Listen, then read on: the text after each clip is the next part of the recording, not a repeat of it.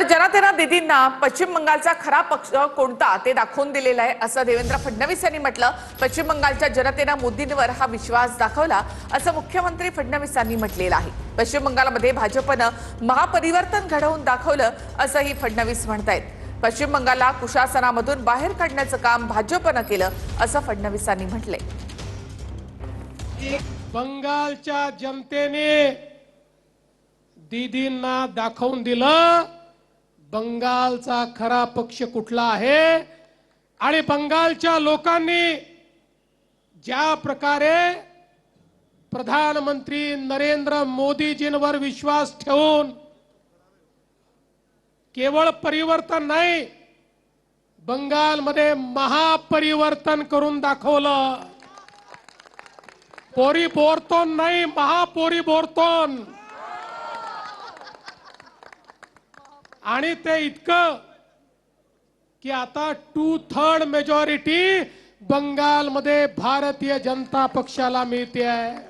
माननीय मोदीजींनी बंगालचं जे विजन मांडलं, ज्या प्रकारे बंगालच्या लोकांच्या मनामध्ये मोदीजींनी आशेचा किरण जागृत केला।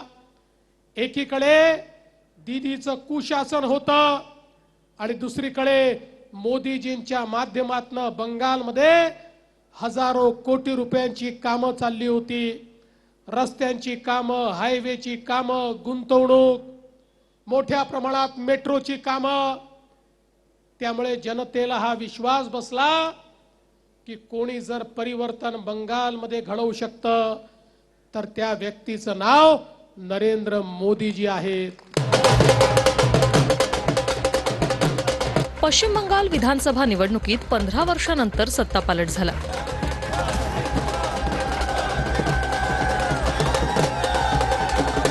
ममतांची सत्ता गेली आणि भाजपचा प्रचंड विजय झाला। भाजपच्या विजयानंतर कोलकात्यात भाजप कार्यालयाबाहेर जल्लोष झाला आणि कार्यकर्ते भगव्या रंगात रंगले।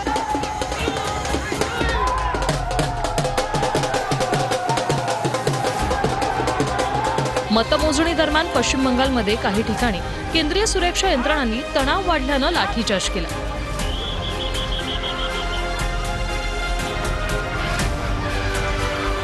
आसनसोलमध्ये भाजपनं तृणमूलचं कार्यालय जाळल्याचा आरोप तृणमूलच्या कार्यकर्त्यांनी केला। आसनसोलमधल्या तृणमूलच्या कार्यालयात प्रचंड तोडफोड झाली। दोन्ही बाजूचे कार्यकर्ते आमने सामने आल्यानं केंद्रीय सुरक्षा दलांनी लाठीचार्ज केला। भाजपच्या उत्साही कार्यकर्त्यांनी ममता बॅनर्जींच्या घराबाहेर जय श्रीरामच्या घोषणा दिल्या। पराभवानंतर तृणमूल काँग्रेसच्या कार्यालयाबाहेर शुकशुकाट पाहायला मिळाला।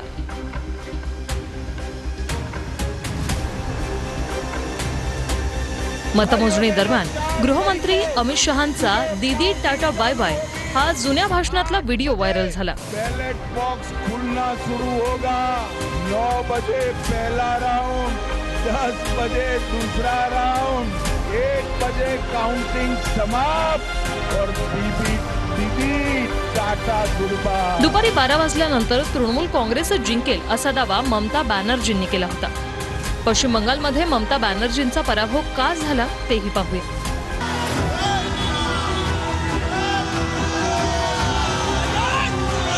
पहिलं कारण आहे सत्ता विरोधी लाट।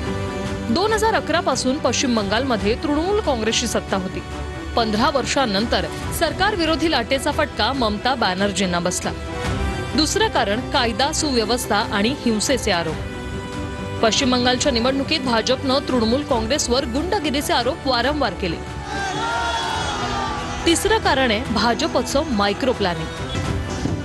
पश्चिम बंगालच्या प्रत्येक जागेचं भाजपने सूक्ष्म प्लॅनिंग केलं। उमेदवार देण्यापासून ते प्रचारापर्यंत प्रत्येक गोष्टीचं बारकाईनं नियोजन केलं। चौथं कारण आहे भाजपला मिळालेली राष्ट्रीय स्वयंसेवक संघाची साथ। पश्चिम बंगालमध्ये संघानं हिंदू वोट बँकेवर काम केलं। 2.25 लाख छोट्या मोठ्या बैठका घेतल्या। संघानं घरोघरी जाऊन मतदार जागृती अभियान राबवलं. केंद्रीय गृहमंत्री अमित शहा बंगालमध्येच ठाण मांडून होते. निवडणुकीच्या प्रचारात 2 आठवडे अमित शहांनी लक्ष केंद्रित केलं.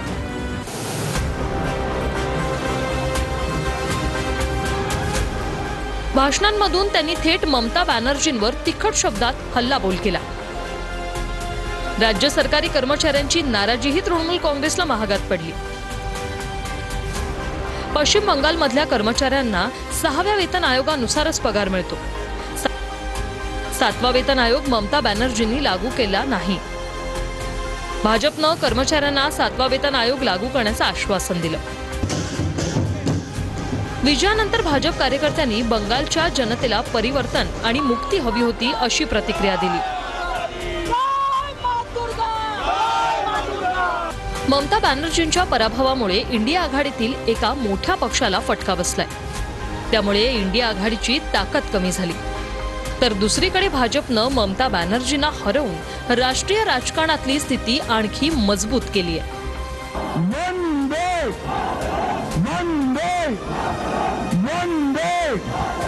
भारत माता की